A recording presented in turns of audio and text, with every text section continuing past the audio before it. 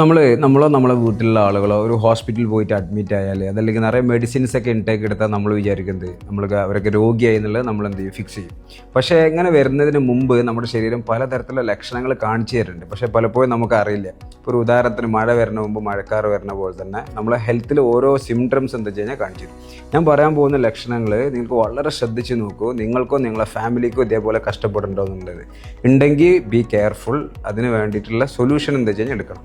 First one, healthy ആണോ അല്ല എന്നുള്ളത് നമുക്ക് കണ്ടുപിടിക്കാൻ വേണ്ടി പറ്റും. വീട്ടിലിരുന്നേ കണ്ടുപിടിക്കാം. രാവിലെ എണീക്കണം, നമ്മൾ അലാറം അടിച്ചുകൊണ്ടിരിക്കും, നമ്മൾ അലാറത്തെ അടിച്ചുകൊണ്ടിരിക്കും. അതല്ലെങ്കിൽ രാവിലെ മുതൽ വൈകുന്നേരത്തിനുള്ളിൽ പല സമയങ്ങളിൽ ക്ഷീണം അനുഭവപ്പെടുക, ഇടയ്ക്കിടെ തലവേദന, അതല്ലെങ്കിൽ തലകറക്കം ഉണ്ടാവുക, വേഗത്തിൽ നടന്ന സ്റ്റെപ്സ് കയറി കഴിഞ്ഞാൽ കിതപ്പുണ്ടാവുക, ഗ്യാസ്ട്രിക് അസിഡിറ്റി, ഇൻഡൈജഷൻ, കോൺസ്റ്റിപ്പേഷൻ്റെ പ്രോബ്ലം ഉണ്ടാവുക, ശരീരത്തിൽ പല ഭാഗങ്ങളായിട്ട് body pain, back pain, knee pain, shoulder pain എന്ന് പറഞ്ഞ പെയിൻ ഉണ്ടാവുക, രാത്രി കിടന്നാൽ ഉറക്കം വരാത്ത കണ്ടീഷൻ, അഥവാ ഉറങ്ങിക്കഴിഞ്ഞാൽ തന്നെ ഡിസ്റ്റർബ്ഡ് സ്ലീപ്പ്.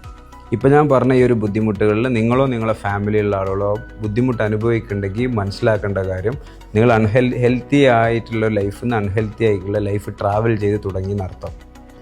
ഇത് സിഗ്നൽസ് വരുമ്പോഴേ നമ്മൾ എന്ത് ചെയ്യണം, ശ്രദ്ധിക്കണം.